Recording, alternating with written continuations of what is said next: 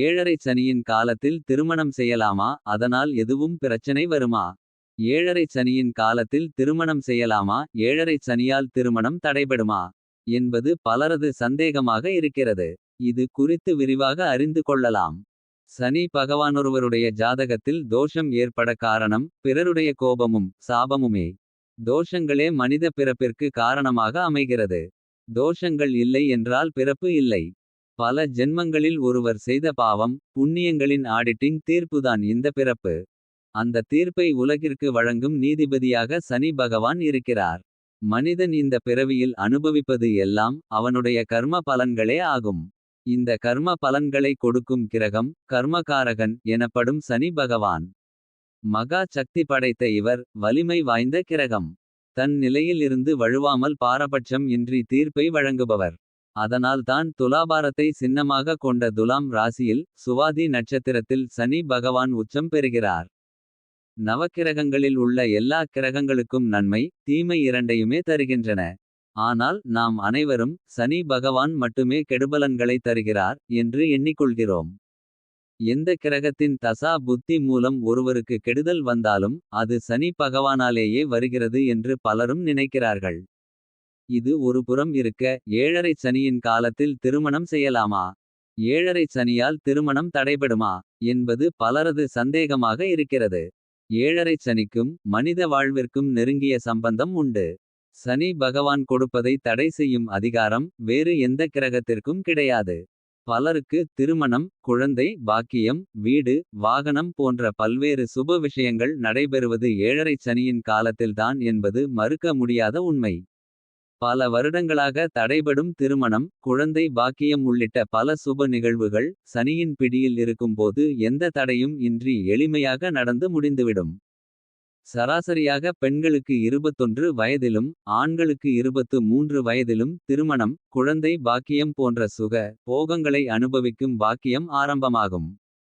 திருமணம் என்ற பந்தத்தில் ஆண் பெண் இருவரின் கர்ம வினைகளும் கலந்து பூர்வ புண்ணிய பாக்கிய ஸ்தானங்கள் முழுமையாக இயங்கும்.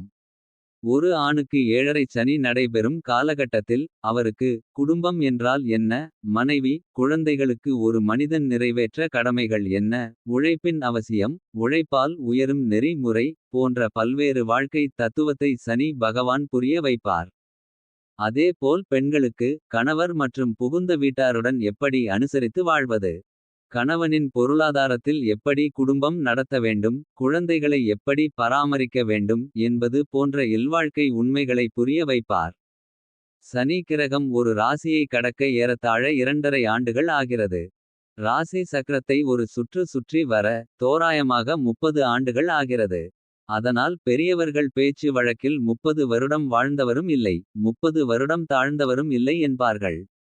அதாவது 30 வருடம் எந்த துன்பத்தை மட்டுமே அனுபவித்து வாழ்ந்த மனிதரும் இல்லை. 30 வருடமும் இன்பமாக மட்டுமே வாழ்ந்தவரும் இல்லை என்பதே இதன் பொருள்.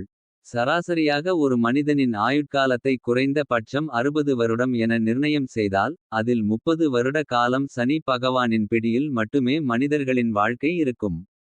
கோச்சாரத்தில் சனிபகவான் ராசிக்கு 3, 6, 11 ஆகிய இடங்களில் சஞ்சரிக்கும் காலங்களில் முன்னேற்றமான பலன்களையும் ராசிக்கு 1, 2, 4, 7, 8, 12 ஆகிய இடங்களில் சஞ்சரிக்கும்போது சற்று ஏற்றம் இறக்கம் நிறைந்த சுப அசுப பலன்களையும் தருவார்.